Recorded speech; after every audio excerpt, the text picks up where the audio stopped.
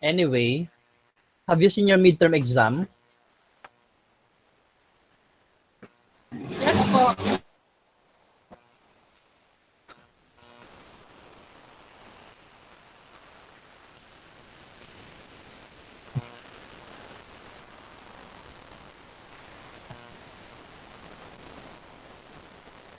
I simply want to address, siguro na pag-usapan ng section ninyo, pero I simply want to bring up what happened in your midterm exam.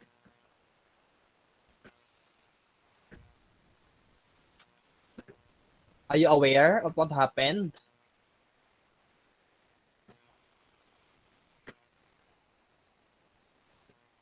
Kasi ganito yung nangyari, no? Kung di nyo naitatanong, there are cases of plagiarism in the exams of some students in your section. And hence, I gave a grade of 0.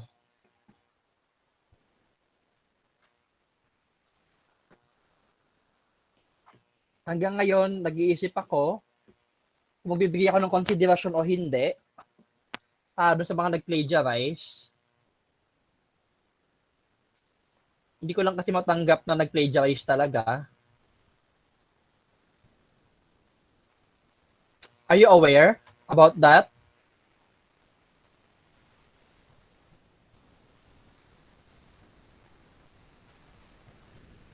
Hello? Yes po, sir. Ngayon, gusto ko lang bigyan ng opportunity. Gusto kong bigyan ng oportunidad itong mga nag-plagiarize na ito para umapila sa akin. Kung sakaling gusto nilang sabihin hindi sila nag-plagiarize. Although ako nasabihin ko talaga, I have the proof.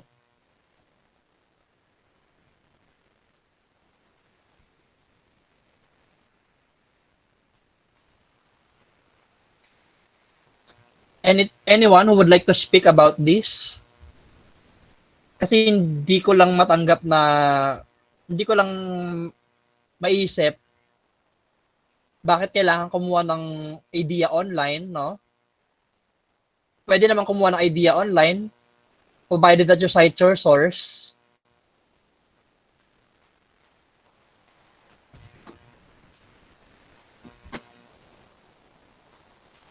Anyone who would like to speak?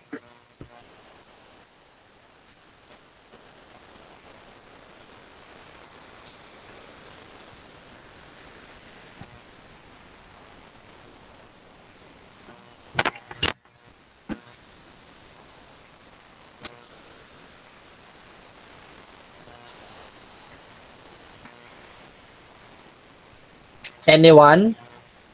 Before we go to our discussion,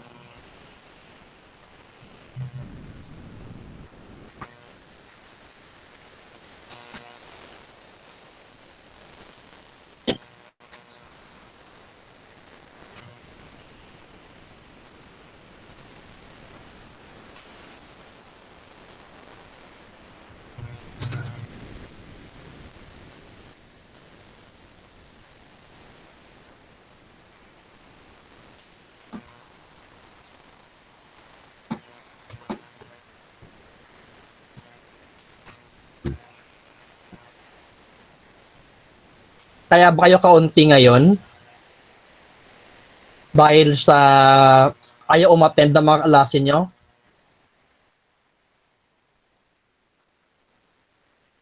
Where are the others?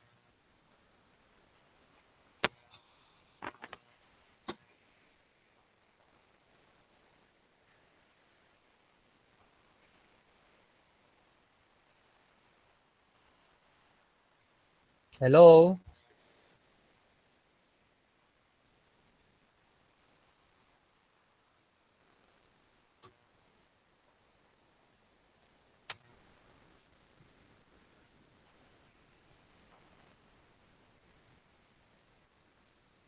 Basta na yung iba niyong kalase.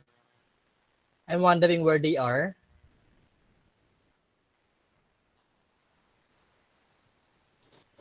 Sir, parang yung iba po ay nagtitake pa po ng exam po sa mechanics. Kaya po May exam siguro pa po wala po kayo? sila. Meron po sir yung mga nagre-retake po.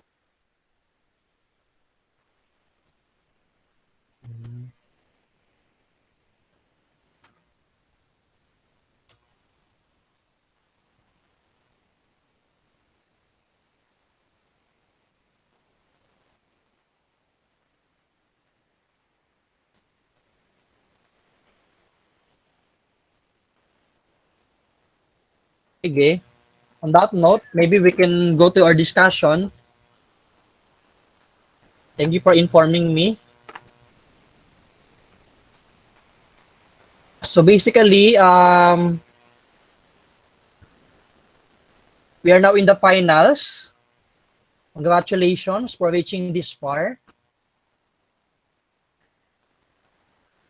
Nevertheless, I am still bothered by the cases of plagiarism that I saw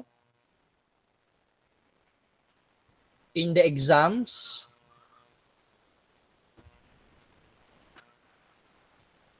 Until now, I'm still thinking of what to do with these students. Ayoko mambagsak. Pero iniisip ko din, kailangan matuto itong mga estudyanteng ito.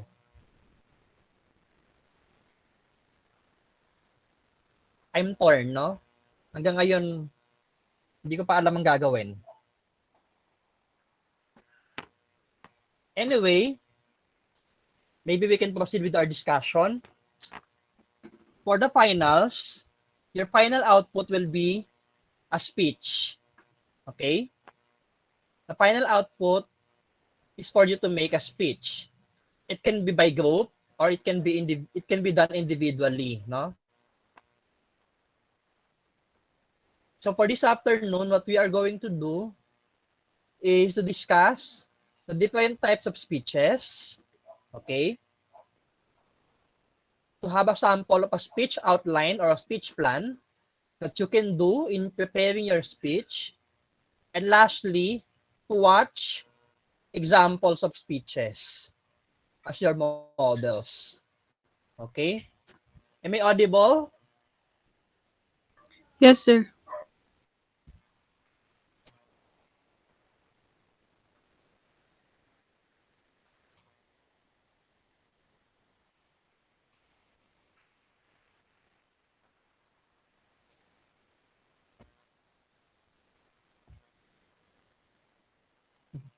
As I mentioned earlier, your final output will be a speech, okay? You're going to deliver a speech. If you're going to deliver an individual speech, it should be 3 to 7 minutes. If you're going to deliver a group speech, the whole program for the group speech should be 30 to 40 minutes. Okay?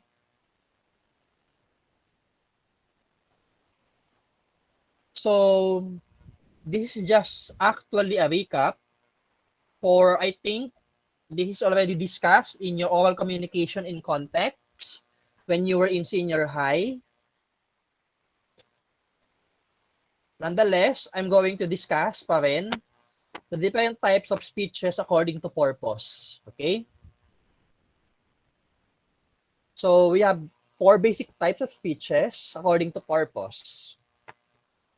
A speech can be classified based on purpose, and those are to inform, to instruct, to entertain, and to persuade.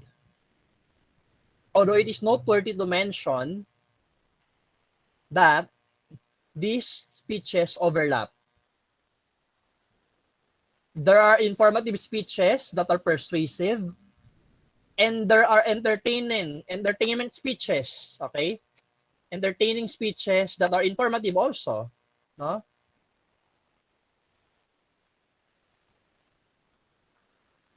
So first, we have the informative speech, okay?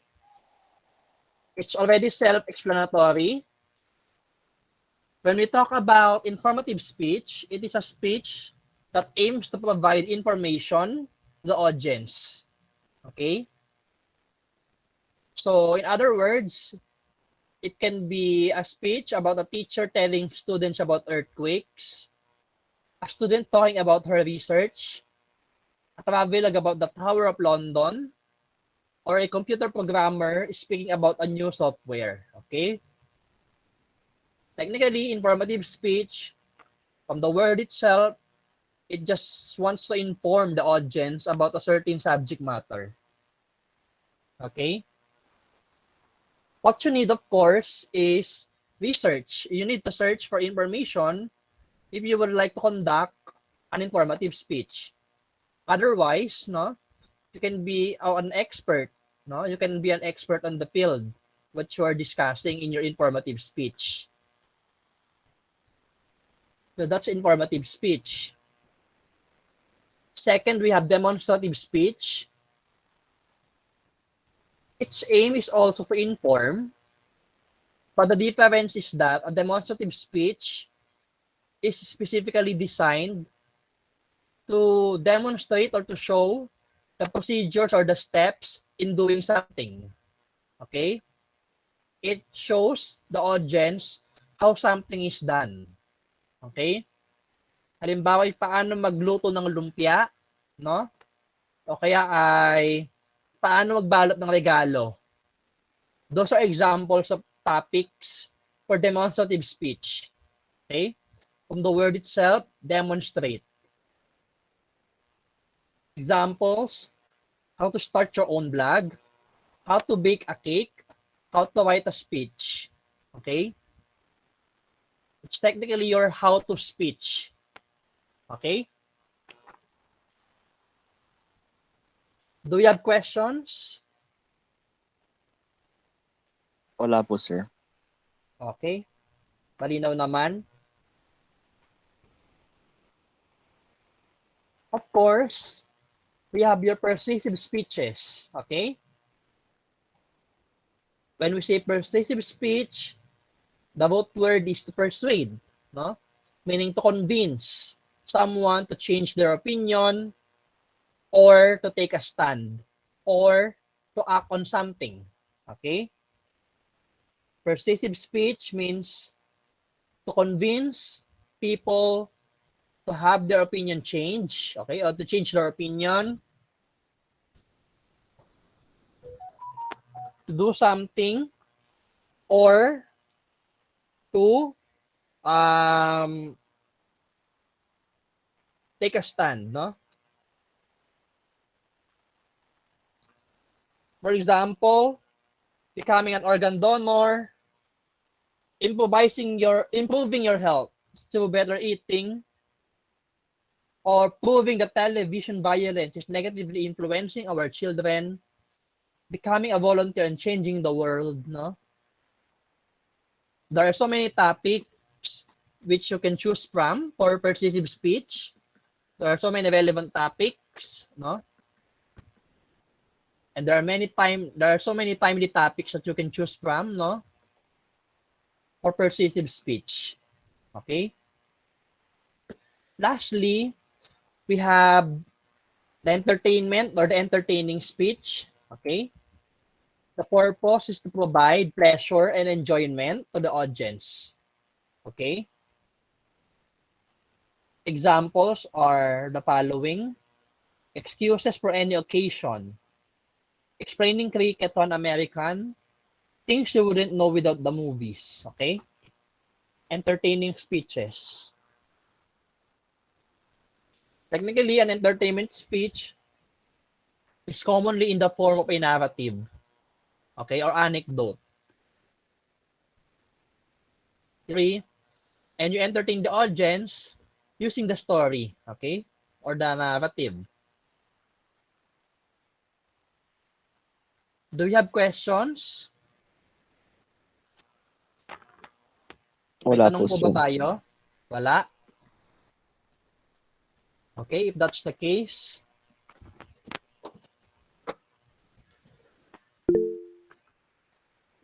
yes po, Miss Paddock. Sir, kami po ba yung pipili ng magiging topic namin sa speech namin? Yes po, kayo po. You have the May ano po freedom, kami? May scope lang po ba kami or anything about po? Kami na po anything under bahala. the sun. Okay po, thank you po. It can be done by group or it can be done individually. Kung by group, gagawa kayo ng program, no? Para kayong gagawa ng program. Yes, si Robert? Sir, mayroon po bang limit ng words? Wala naman po. Meron lang time limit.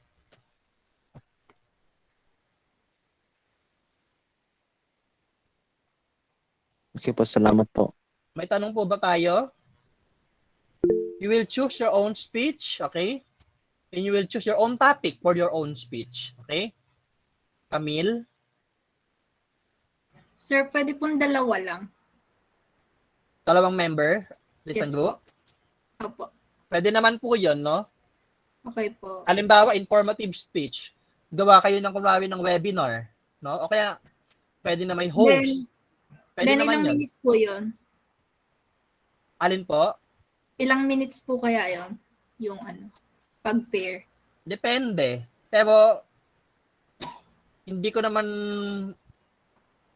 naman siguro 30 minutes, no? O 30 to 40 minutes. Pwede na Okay siguro po. sa inyo, ano? 15 minutes Opo, at sige po, sir. maximum. Depende sa ano nyo eh. Depende sa inyong occasion na gagamitin eh. Okay po, sir. Thank you po. By the way, kapag napili nyo yung group speech, group, no? Again, you have two options, no? Let me type in the chat box. You have two options. You have an individual speech. Ayan. It can be 3 to 7 minutes. Or a group speech. Okay?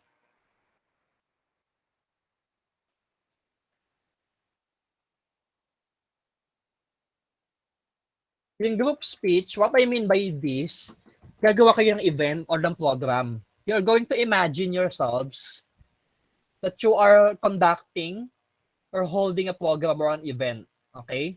Kaya siya tinawag na group speech. Halimbawa, i-imagine niyo na kayo ay nasa funeral. Pero kayo magbigay ng eulogy sa isang patay. Okay? Tapos, kayo kuwari ay nasa isang wedding. Pero kayo magbigay ng wedding toast. Okay? Pwedeng ganun siya.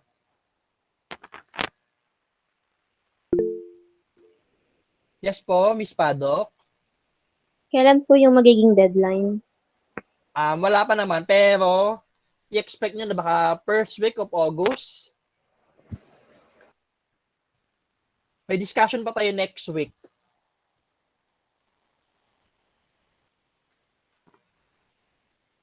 I'll check the Okay po. calendar.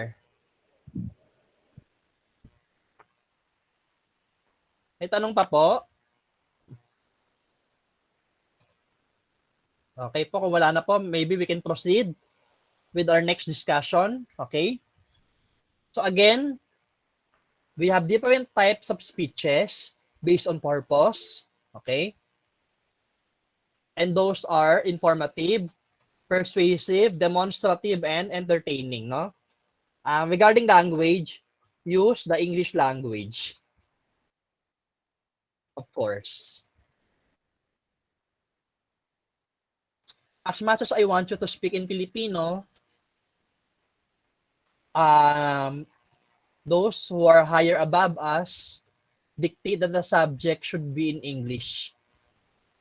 All requirements for purposive communication are in English. May tanong pa po? Wala na po, sir. Okay. Next, we go to our second objective. We are done discussing the different types of speeches based on purpose. Now I'm going to show you an outline of a speech. Okay? I am not going to require you to submit an outline or a speech plan. Okay? But this is something that you should do in order for you to have an organized speech. Okay? I will stop presenting this material, proceed with another one.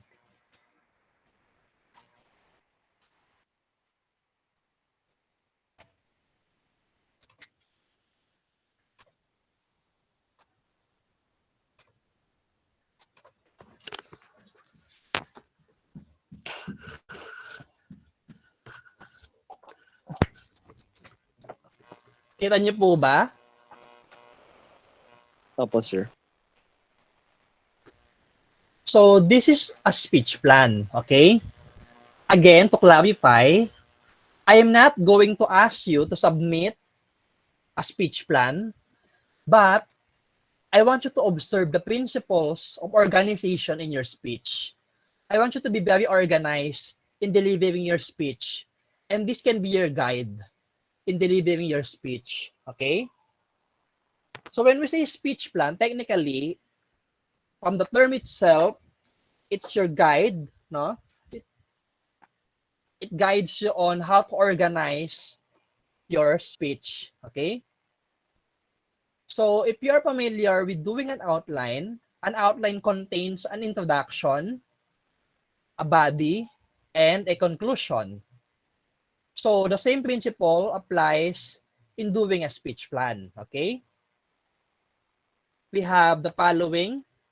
We have the title of your speech, okay? We have your speech purpose. Kaya natin tinalakay yung different types of speeches. So technically, this is a persuasive speech plan, pero informative siya, no? Baka malito kayo, no? So bakit informative siya pero persuasive, no? Gaya ng nabanggit ko kanina, speeches, the types of speeches overlap. Okay? There are persuasive speeches that are informative in nature, and there are entertainment speeches that are informative in nature, no? May mga overlap siya, no? You can persuade by being informative, di ba? And let's go with the introduction, no? Hindi tayo magtagal masyado. So again, ang title niya, text bomb, an overhaul, specific speech purpose, to inform everyone the disadvantages of text messaging and its failure to play a positive role in society as a tool for learning. Okay? So this is about the disadvantages of text message or text messaging. Okay? So have you noticed the introduction? What are the two parts of the introduction?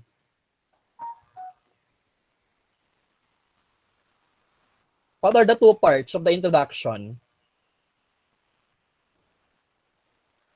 Hello? Yes, Miss Paddock?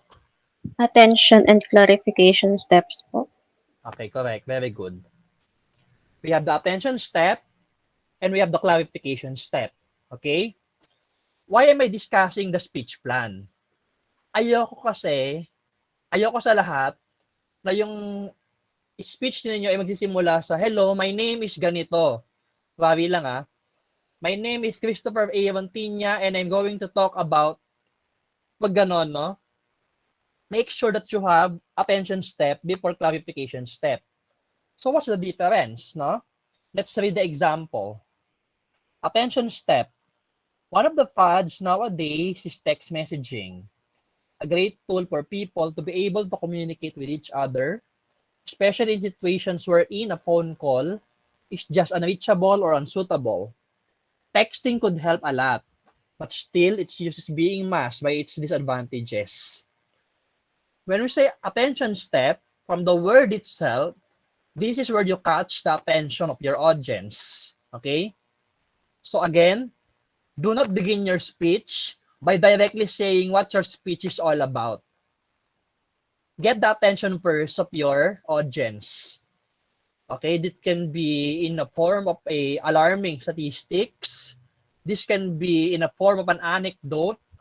This can be in the form of a joke. Okay? So attention step, again, catches the attention of your audience. Are we clear? Yes, sir. Again, do not begin your speech with, hello, my name is something and I'm here to talk about, wag ganon. Wag niyong biglain yung audience ninyo. Make sure that you have an attention step first. Okay? The second is clarification step. This is where the speaker introduces what the topic of his or her speech is, no?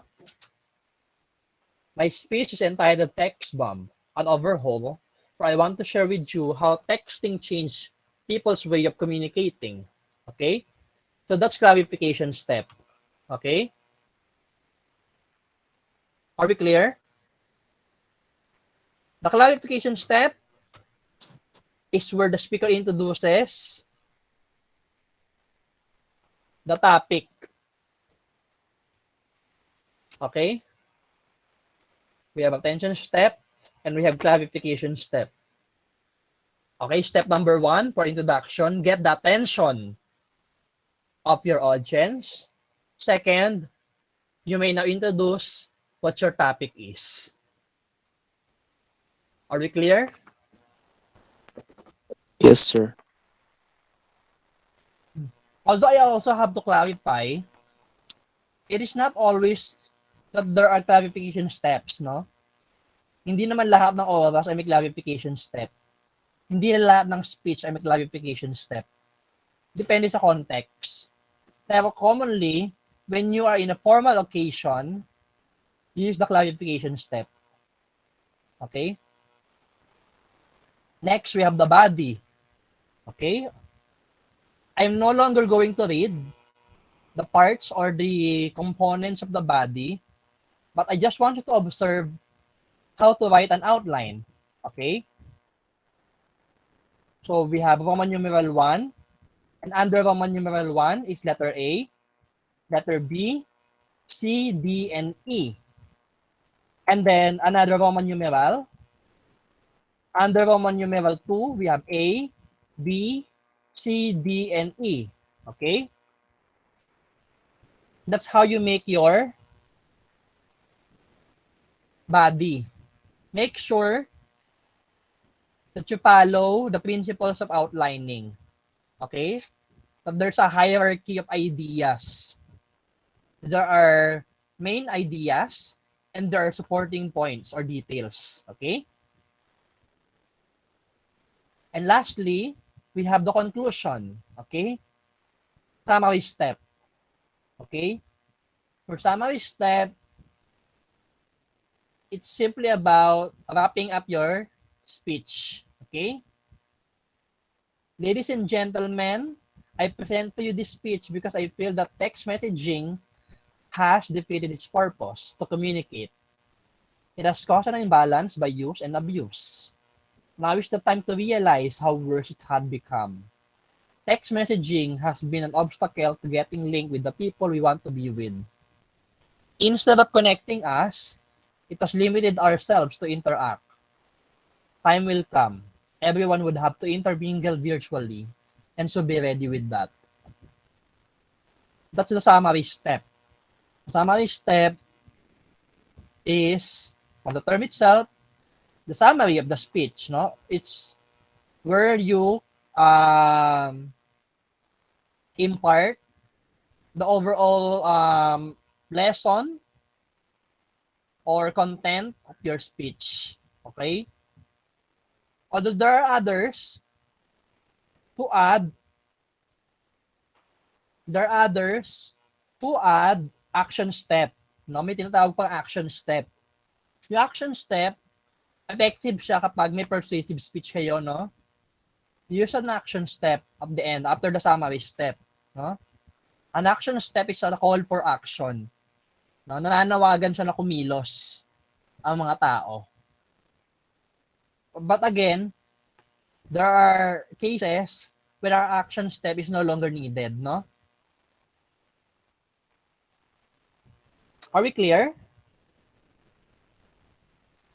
Yes po, sir. So again, introduction. We have attention step, where you get the attention of your audience. Clarification step, where you directly introduce what your topic is. And you have the body, which observes the principle of hierarchy, meaning there are main ideas and there are supporting details. And we have conclusion, which contains the summary and even an action step if necessary. Okay? I'm going to show you another outline. Okay?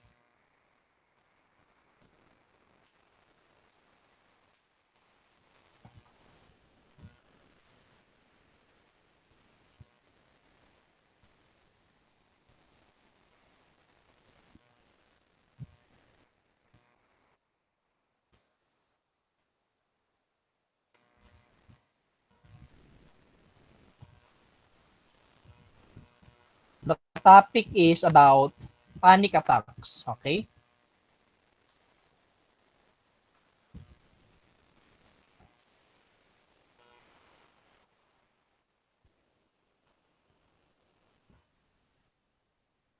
I want you to observe. So this is the outline of a speech. Can you see it? Hello? Yes po. Yes po. Okay. So this can be your outline in developing your speech. Again, I'm not going to ask you to submit an outline or a speech plan. But I would like you to demonstrate that you have prepared an outline. Okay? Your speech will be the evidence that you have prepared a speech plan or an outline. Okay? So, we have the introduction. As you can see, hindi na rin nakikita yung attention step at yung clarification step. Pero I want you to observe that the attention step was broken down into 3 units. Okay? Roman numeral 1, Roman numeral 2, and Roman numeral 3 comprise the attention step. I can't breathe. My arms are tingling. I'm really dizzy and it feels as if my heart is about to fly out of my chest. When this happened to me 3 years ago at an outdoor concert, I was really frightened. At that time, I had no idea what was going on. My doctor told me later that I had experienced a panic attack. I have learned a lot about my condition during these past 3 years, and I did additional research for this speech. These three are the attention step, okay? Because Roman numeral 4 is where the speaker introduces the topic, and therefore it is the clarification step, okay?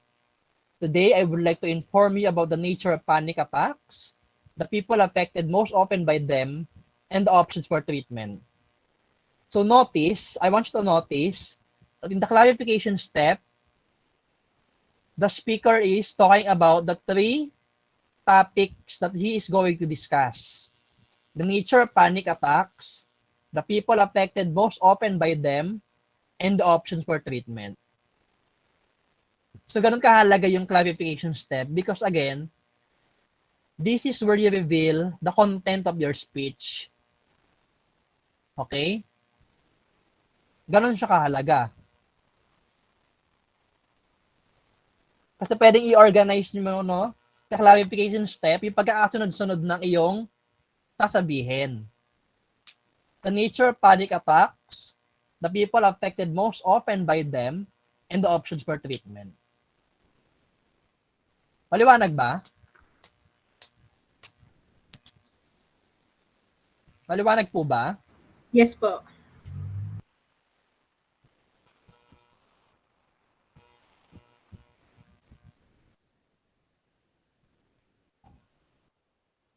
So this is the body of the speech. Okay? For Roman numeral 1, the speaker talked about the nature of panic attacks. Okay? For Roman numeral 2, the speaker talked about the people who are suffering from panic attacks. Okay? And for Roman numeral 3, the treatments for panic attack. Okay? Pansinin nyo, kung ano yung pagkakasunod-sunod ng sinabi niya sa clarification step, ganon din yung pagkakasunod-sunod ng outline niya sa body. Nauna yung nature of panic attacks, the people affected, and the options for treatment. Okay?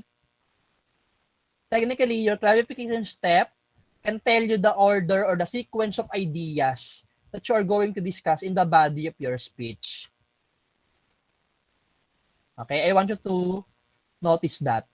I want to emphasize, okay, this particular detail. Maliwanag po ba? Yes po. So technically, your clarification step is your thesis statement. And lastly, we have the conclusion, okay? Pwedeng ganito yung format niya o pwedeng yung kanina, no? As we have seen, panic attacks affect millions of people. Fortunately, there are treatment options to help prevent panic attacks and to help deal with them when they occur. In my case, the combination of medication and cognitive behavioral therapy has been extremely helpful. I don't know if I will ever be completely free of panic attacks, but at least I understand now that what they are and what I can do about them. Okay. May tanong po ba tayo?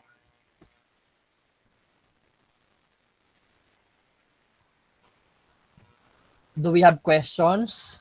Wala na po, sir. Okay. Now we can proceed with our third objective for this afternoon. Manonood tayo ngayon ng mga videos. Okay? We're going to watch different videos that demonstrate, okay, the different types of speeches. Okay? Are we ready? Yes, sir. So first, we begin with the informative speech. Pansinin niyo yung informative speech na ito.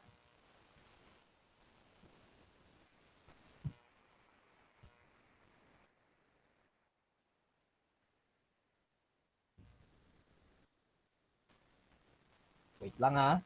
Bagal ang laptop natin.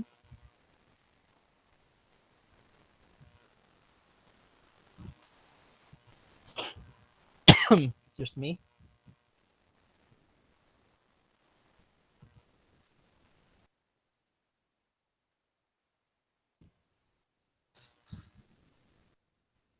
Okay.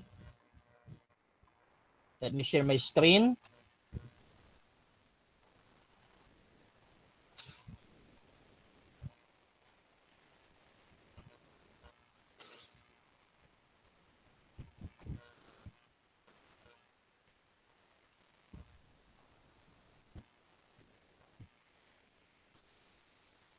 Can you see the video? Yes po. Okay. I'm going to play it. And later, I would like to ask you about certain comments that you can do for this speech. What did you notice? Okay. Pay attention. Okay. So the topic is securing yourself online.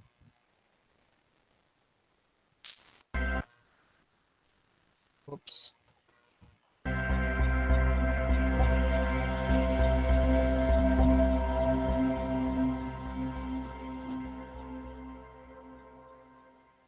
are at risk. All of us are at risk. And I'm not talking about STDs, global warming, or terrorism. I'm talking about your life online.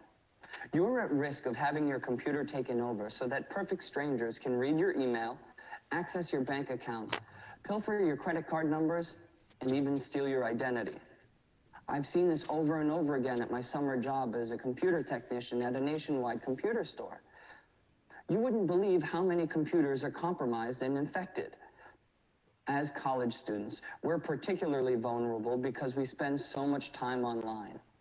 According to David Tatter, manager of Wisconsin's Consumer Office of Privacy Protection, 32% of all identity theft claims are filed by people between the ages of 18 and 29 years old. That's the largest percentage of any age group. Today, I'd like to explain 3 additional steps that experts recommend for online security: using strong passwords, using secure connections, and double-checking links before clicking on them.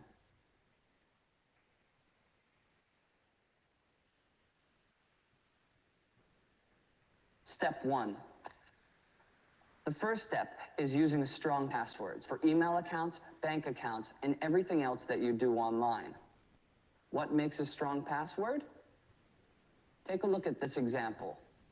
IWBIP, semicolon, semicolon, 4387 hyphen CSAMFF. Now this is a long password, but that's part of its strength. The first criterion of a strong password is having 10 characters. 15 or more is even better, like the one I showed you. It should also include upper and lowercase letters, numbers, and punctuation, such as semicolons, hyphens, and underscores. According to Microsoft's online guide to creating strong passwords, when your passwords contain long combinations of seemingly random letters, numbers, and punctuation, your security increases exponentially, meaning that a password like the one I showed you is literally billions of times more secure than something short and ordinary, like hot dog or college. In addition to having a strong password, you should use a secure connection whenever possible. How do you know if a connection is secure or insecure? Here's an insecure connection. If you look at the address bar, you'll see the first letters are HTTP, highlighted here with the red arrow. Whenever you see HTTP in a website address, your connection is not secure. It's fine to read websites with this kind of connection, but you should never transmit sensitive information over HTTP. When the connection is secure, it will begin with HTTPS, as in this example. And think of the S as standing for safe or secure. So far, we've seen the importance of having a strong password and of using secure connections whenever transmitting sensitive data. The third step is double-checking links before you click them. This is a little more involved than the previous steps, but it's just as important. For example, here's an email that was supposedly sent from my bank, Franklin Bank. It tells me that I need to click on the blue link in order to update my account information. But if we take a closer look, we can see that while the link says bankfranklin.com, the actual destination is another site entirely. If I hold my cursor over the link for a second or two without clicking on it, the yellow box that pops up will show the real website, not Franklin Bank, but something called ssedu.org.cn/DEDE. This looks like it might be my bank's information, but it's not. It's a fraudulent website run by a hacker who's trying to gain access to my financial information. By double-checking potentially questionable links before you click on them, you can avoid scams like this one. What do you do if the email link doesn't match the one your cursor reveals? The answer is, don't click. It's as simple as that.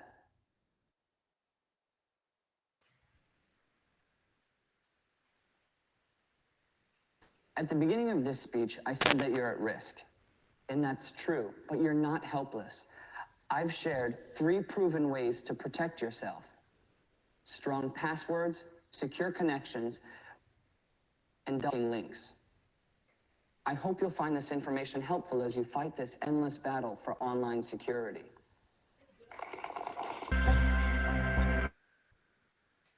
Okay, comment. What can you say about the speech that you have just watched?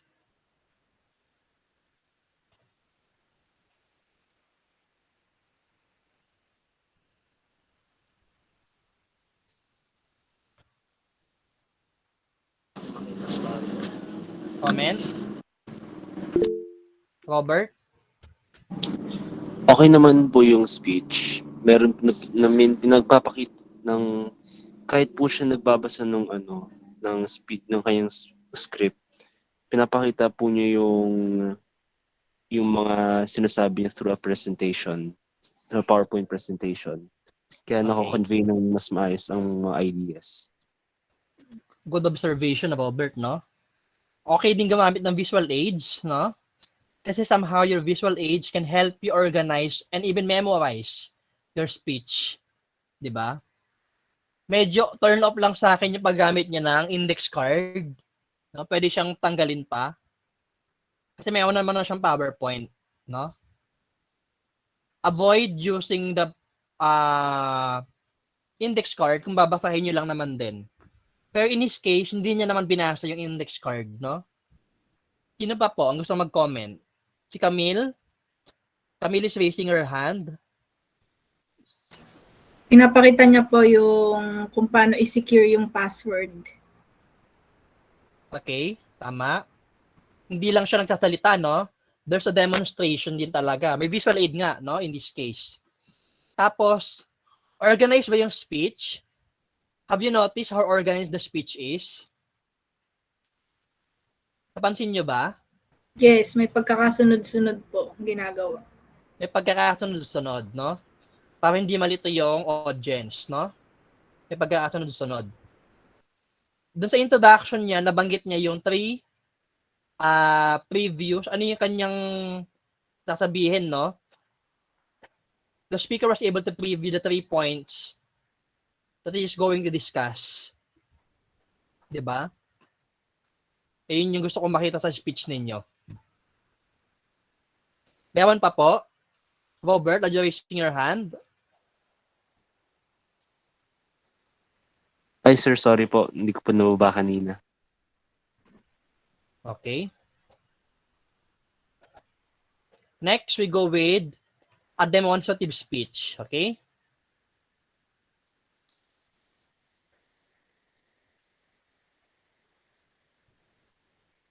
Just a recap. Ano nga ibig sabihin ng demonstrative speech?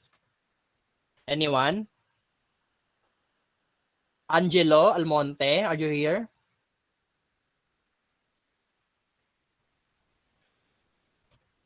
Mr. Almonte? Are you here? What do we mean by a demonstrative speech? Wala po si Almonte. Tejada, Joshua. Sir, ano po, how to speeches po. Demonstration po ng technically. ng mga steps po. Okay, technically, instructional, no? It's giving instructions. Sir? Yes po. Almonte. Nag-ano po yung signal ko? May Okay. tanong po kayo? Nasagot na po. Bawi ka na lang mamaya. Ay, sorry. Sige po, sir. Mahina ang signal. Okay. Sige po, now I'm going to share with you a sample of a demonstrative speech. Para may idea kayo, no? Kung sakaling ito ang gusto nyong gawin. This is your... Ayan. Kita nyo po? Yes po. Okay. So let's play the video. I put subtitles. I love finding the perfect present for someone and then making it into the most beautiful package. But who has time or money to create beautiful packaging every single time? Well, my name is Megan Harrell, and today I'm going to show you how to create an affordable and lovely gift basket in under 5 minutes. The first thing you're going to need to make your gift basket is cellophane, ribbon, scissors, tape, and a lovely gift card, as well as some filler or stuffing of assorted varieties. Then you're going to need the actual items that will go inside of your gift basket. This is a beauty basket, and it has all sorts of cool stuff like candles and fun things like that in it, inside a traditional basket. Now, what's really neat is when you're deciding your theme, which is the first thing you'll want to do, is you can choose different kinds of containers, so something that actually matches your theme. My theme today is going to be delicious gourmet food, and I'm actually putting it in a small casserole dish. So that's my theme, food. So my casserole dish is here, and here are my materials. Now, you want some items that are of a variety of heights and sizes. And the reason is because you want to make sure that your package looks pretty to the eye, that it has a lot of just different heights and stuff. And you're probably going to want to have some additional items just in case you have extra room. So this looks pretty good. This is going to be kind of how my basket is going to go. And so once you dry fit it, which is what I just did, you can take your materials back out and we're going to stuff it. Now you want to remember that when you're choosing your items, you need at least 2 really neat items, something that's different and unusual. Some of my items that I chose today are black rice and sesame seed oil and saffron. And those are things that you don't necessarily always have in your kitchen or in your pantry. So I wanted it to be a little bit special. Now, after you put your filler in, you're going to make a nest, basically, to nestle your items in, starting from the back of your package. Now, you may end up having to add a little bit of extra stuffing, so I'm just going to actually put it right here. And this keeps your dudes from rolling all over the place. Now, stuffing does several things. Like I said, it keeps your guys from rolling around in your package. Also, it fills in any empty spots that you might have, and it helps you to be able to boost items up. So items that are maybe a little bit shorter don't necessarily stay shorter because you've boosted them up with the filler. So there we go. So now I'm just going to arrange my materials in my basket to make something that looks lovely. Again, I'm making little nests for things to sit in. The filler that I have today is a recycled paper, but you can use all sorts of different kinds of fillers. You could use something like confetti or maybe a foam, something. Even if you're doing like a black and white theme, then you could do newspaper. All right, so it looks like all my guys are nestled. 1, 2, 3, 4, 5, 6, 7. I have 7 items. Usually you want to stay in the odd numbers. It helps it to look a little bit prettier. So at this point, I am ready to wrap my present. So I have cellophane right here, and it's already cut to size. So I'm just going to turn my guy around and center him in the middle of my cellophane. And then taking my double-sided tape, I'm going to pick the back side up first, and I'm going to tape him to the center. And when you're wrapping this, you're going to do it kind of like you would do a present. And there are several different ways to wrap a gift basket. The gift basket that's already done, my beauty basket, is actually done where you wrap it from the bottom and you gather it at the top. This one's going to be more like a package. So when we tape it, we're using more of a folding technique like you would wrap a present. So like I said, you're just folding down the sides, you're folding up the bottom, and folding the sides down. And then when you get them folded, you can wrap them underneath themselves to help it to look a little prettier. You'll hide the edges that way. You may need several pieces of tape for this, or maybe just one. It just depends on how it's folded. I'm losing my tape here. Something else, if you really want this to be super affordable, you can go to the Dollar Tree. And the Dollar Tree actually carries cellophane bags, which is a really great way to wrap it. Plus, it's really, really easy and quick. But I like the personal kind of touch that it gives when I do it myself. Okay, so at this point I've got it wrapped, and now you're gonna do a ribbon. Now I like to, in a package like this, that's just like a folded package, I like to take my ribbon and actually wrap it around the bottom of the package and go straight up and down. If I can adjust my ribbon to the right size. There we go, so he's gonna cover a little bit of the package, but that's okay. Stick a piece of tape on there real quick. And then your very last step is to add your button. And after that, you will have a beautiful, affordable package in, he's falling off, in less than 5 minutes. So thank you. I hope you can make one at home.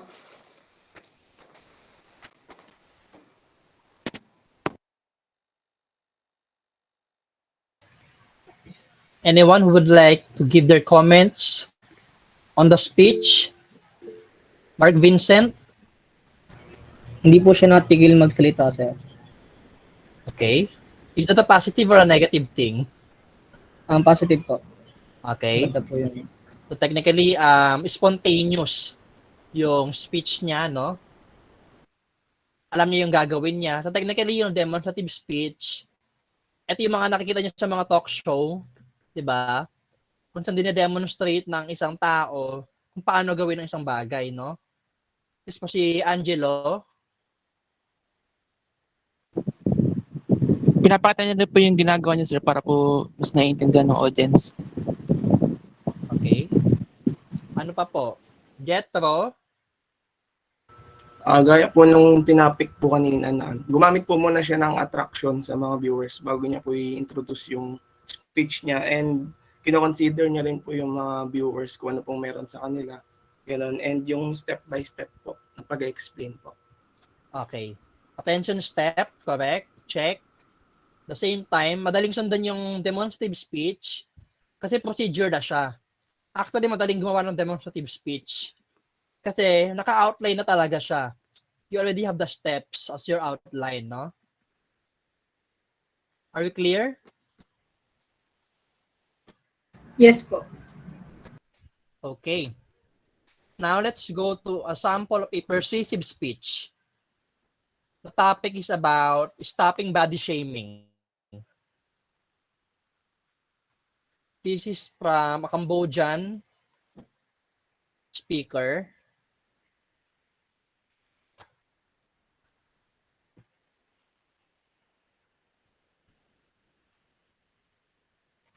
Okay.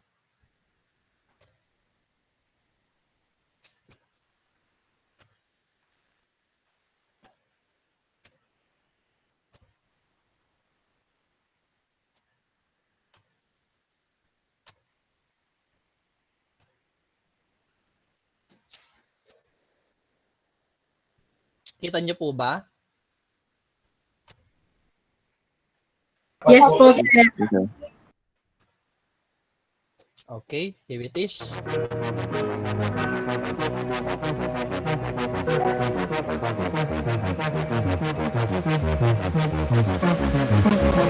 Body shaming has become a social norm all over the world, including Cambodia. Now, what is body shaming? Body shaming is the act of criticizing your own body, of another person's body in front of them or behind their back. Whether we know it or not, body shaming kills the same way cancer does. And most of the time, people do not realize that it could strongly affect the well-being of an individual. In a lot of cases, it leads to problems like eating disorders or suicide. Body shaming goes beyond the basic forms like fat shaming or skinny shaming. People could also be shamed for their heights or be criticized that they aren't beautiful for the physique they have. But no matter the forms, body shaming is unacceptable. On behalf of victims of body shaming, I want you to know, if you haven't already, that it's not okay to joke around about a person's body. It doesn't matter if the statements are unintentional or not. A person's body figure should never be a conversation starter. You should never start a conversation with someone you haven't met for a long time by saying, oh, hey, long time no see. Wow, you put on weight. Look at your belly rolls. Have you exercised? Or, God, you're still as skinny as a stick. I can see your bones. You need to eat more.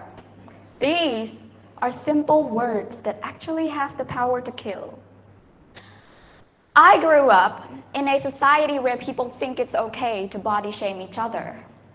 All my life, I've been criticized for being too skinny. People would tell me what they think I should look like in order to be classified as beautiful. They would ask me if I starved myself or assume that I don't like to eat. Being genetically skinny, I get body shamed even before I knew what body shaming is. They'd always say things that made me feel disconnected to my body. Every time I get body shamed, I'd start to feel dizzy, go out of breath, and my whole body would tremble so hard, and I'd feel like I lost my balance. So the next time you think you have a right to express your opinions about someone's body, think twice before you say them, because your ignorance doesn't only affect people's emotional and physical health, but could also take away their life. What is the first thought that you have when you look into the mirror? Ever since I was young, I've always wondered, why do we have to label each other by adjectives? Why do we have to label each other as fat, skinny, short, or by comparative adjectives? Because by doing so, we're allowing ourselves to believe that what we look like is actually more important than who we are as human beings. We need to stop body shaming ourselves in order to stop body shaming other people. I want you to know that there is no right or wrong way to have a body. Your body is a temple, and it deserves to be worshipped. So here's to every single one of you who has ever doubted your own self-worth, second guess if you're beautiful, who has struggled, fought so much to learn how to love yourself.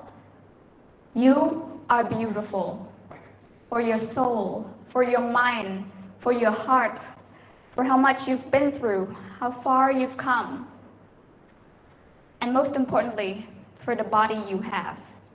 We are doing this for a reason. Body positivity isn't just a trend. I'm standing here for a reason. We're doing this for our friends, our future children, for the people we know, love, and care about. We're doing this for ourselves and most importantly for victims of body shaming. I am not here today to offer any solutions. I am here to inspire you to speak up, to get you thinking, to get you talking about the issue, sharing ideas and opinions with your friends and everyone else around you. I'm here to inspire you to never be afraid to stand up for yourself and for everyone else. I alone do not have the power to stop something as universal as body shaming, but we can start with small changes within ourselves. And together, we have the power to ignite this life-changing movement and influence the world to do the same and to keep fighting against this issue. Let's stop body shaming. Thank you.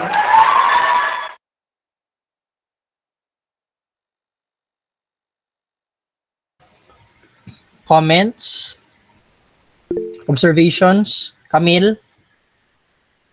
Napaka-detailed niya po magsalita. Tapos, ang confident po. Okay, correct. Eye contact and is not stopping in one place. Okay. Effective siya kapag malaki yung inyong space, no? Si Pado, Kaisel. May proper modulation po yung boses niya. Okay, there's a proper modulation, no? So actually all voice qualities, no, can be your model for persuasive speech.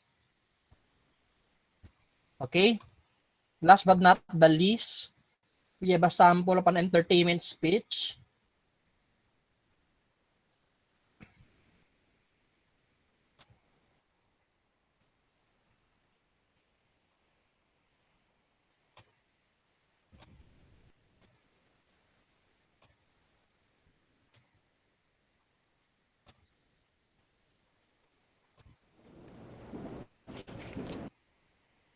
Kita niyo po ba?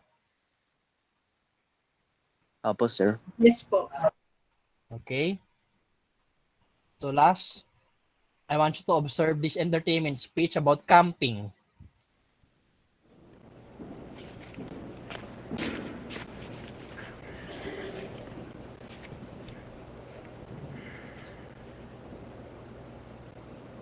What a nice-looking bunch of folk. You know, I can't believe I'm lucky enough to be in such a beautiful gym, surrounded by so many beautiful faces, but I know, I can tell, that your lives aren't always as beautiful as their livers. I mean like the people doing the living, not like the internal organ. Sometimes your lives are hard and stressful. For example, you were in such a hurry to get to this gym today that you forgot to zip up your pants before leaving the bathroom. Don't do it now. What you all need is a vacation, and do I have the perfect getaway for you?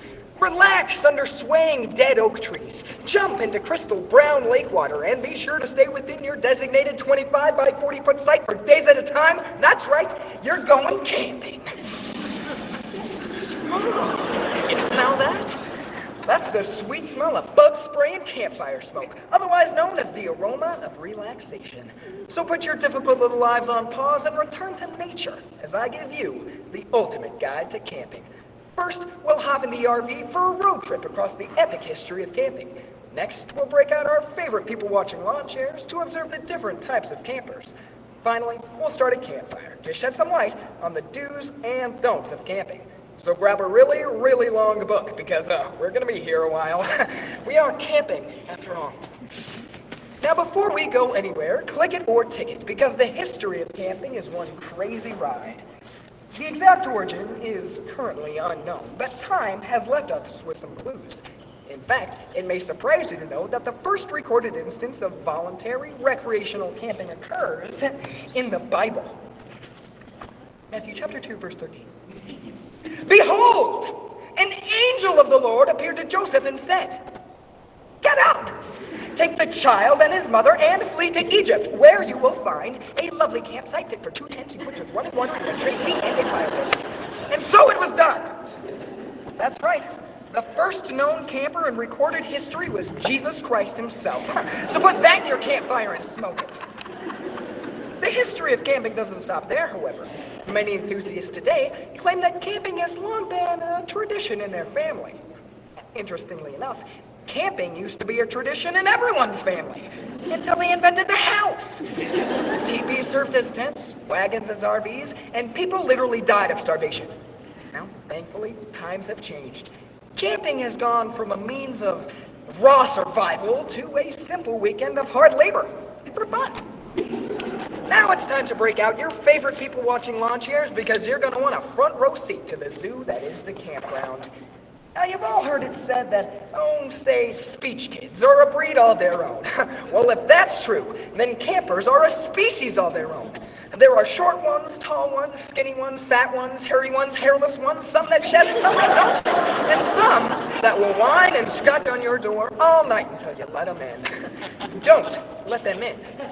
After 17 dedicated years of observing every type of camper in its natural habitat, I have identified 3 main camper breeds, the first of which is the tenter. Now, obviously, the easiest way to identify a tenter is by their shelter of choice, the tent, or, as I like to call them, prepackaged bear snacks. Now, tenters take the modern, conventional idea of designated campsites and just throw that out the window, saying the world is my campsite. The second breed of the camper species is what I like to call the glamorous camper, or the glamper. Now, glampers are easier to spot because they're not setting up, they're rolling up, turning heads with the only thing the tenters forgot. Their house! That's right, those monstrous RVs and campers equipped with cable TV, running water, shower, bed, kitchen, living room, dining room, pool, and amusement park, making your own house seem like a college dorm room. Now, glampers don't spare any expense to make sure their camping experience is as far from a camping experience as possible. Our final type of camper is a rarer but necessary variety in the family tree, mixing the other 2 breeds and adding a pinch of experience. Veteran campers have mastered the art of camping to the point of a detailed science. Now you all know who I'm talking about. Those old couples camping for so long, they've named every camping item they own. Oh, wow, that's a nice looking RV you guys got there. Yeah, well, Sheila's been carrying us comfortably for about 36 years, 7 months, and 6 days. Oh, wow, that grill must be cooking something delicious. Yeah, well, Kenny hasn't disappointed us once in the last 20 years. Now, veteran campers know everything. Which spots are theirs, which weather patterns are likely to produce rain, and exactly how much firewood will carry you through 47 hours, 6 minutes, and 3 seconds of campfire. Now, veteran campers don't make mistakes. They sit back comfortably and watch the other campers make them.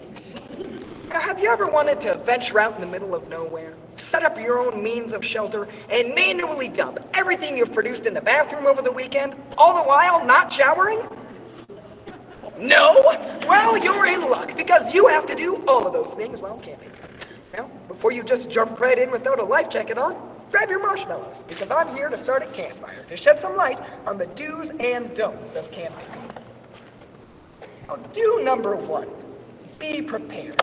I don't care how cheesy it sounds, but you'll be wishing to listen to that short kid at that speech meet when you're face to face with a mountain lion after getting lost in the great mountains of Nebraska. Anyway, my point is, don't let your guard down.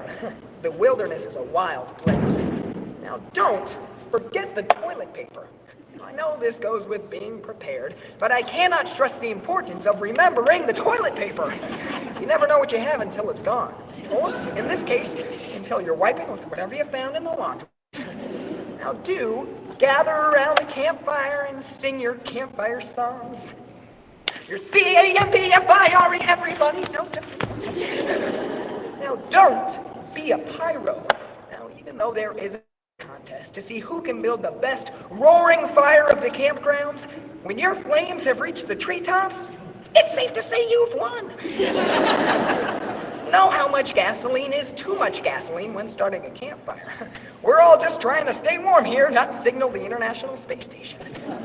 Now, do enjoy the beautiful scenery you are likely to find while camping.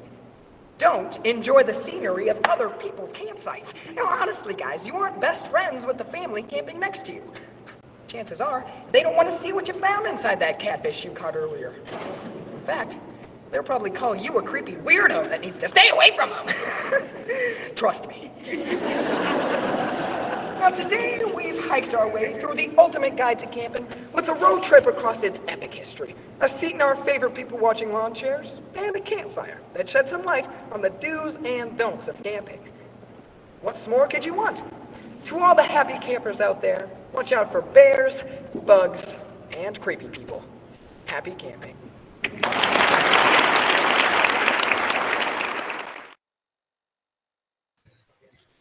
Comments? Ryan? Very energetic po. He Okay, uses correct. gestures and facial expressions when speaking. Okay, correct, no? Very energetic. And that's what you need for an entertaining speech. Si Joanna? Informative and creative po, sir. Okay, informative and creative, no? Tsaka madali rin siyang sundan, no? Technically, halatang may outline din si Kuya, no? Discussing the history of camping, tapos down to the types of campers, to the do's and don'ts of camping, no? Madaling sundan yung kanyang sinasabi. Ano pa po? Camille? Catchy po. Tsaka para hindi mabore yung mga audience. Kinukuha niya po yung ano ng mga audience niya. Okay, may audience interaction daw, sabi ni Jetro.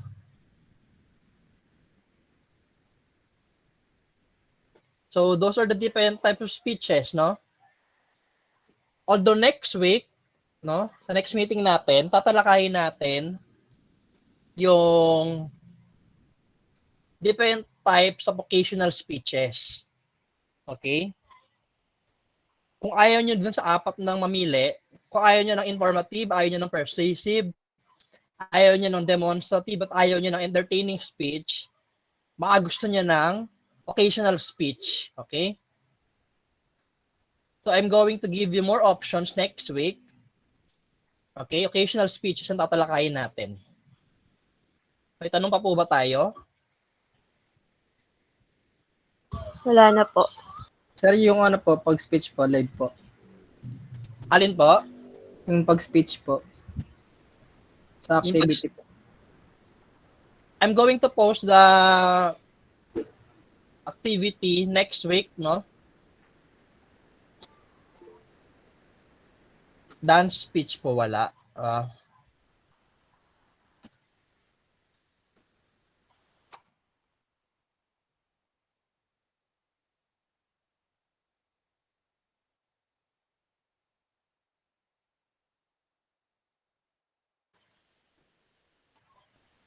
May tanong pa po?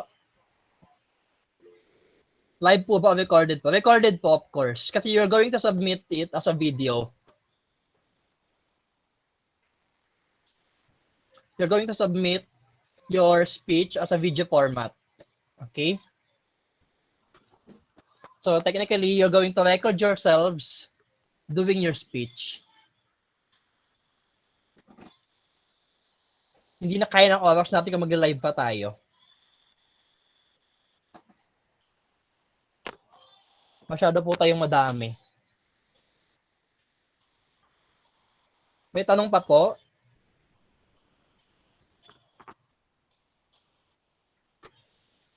Wala na po, sir. Okay. Wala na po. Sige po. Pwede na po tayo mag-leave. Thank you And po. thank you so much. Thank you po, sir. Thank you po. Yes, sir. Thank you, sir.